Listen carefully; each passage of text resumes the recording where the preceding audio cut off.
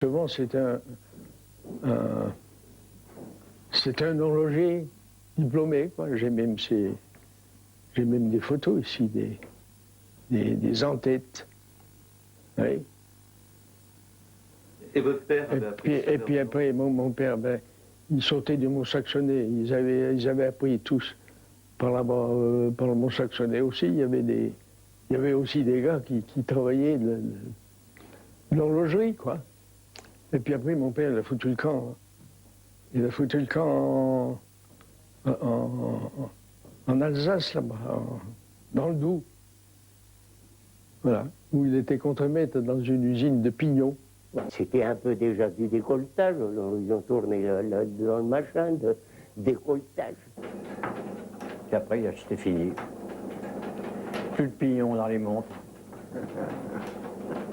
Puis c'est venu la guerre, ça a d'abord été fait. Travailler pour la Suisse, c'était fini. Bon, je me reposais quand je faisais ça, je me reposais.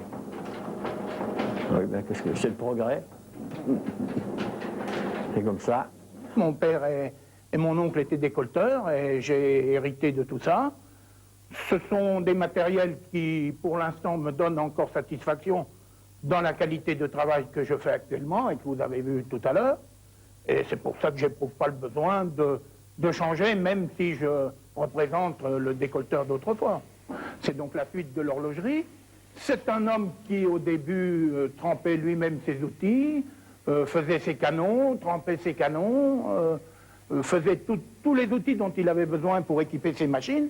C'était lui-même qui les faisait au fur et à mesure de ses besoins. C'est un homme qui était très passionné par son travail, qui cultivait presque une certaine sympathie et même presque un peu je dirais, de l'amitié au moins pour son travail. Il était fier de son travail, il avait un peu l'amour de son travail et fier des pièces qu'il faisait quand elles étaient bien réussies, et voilà.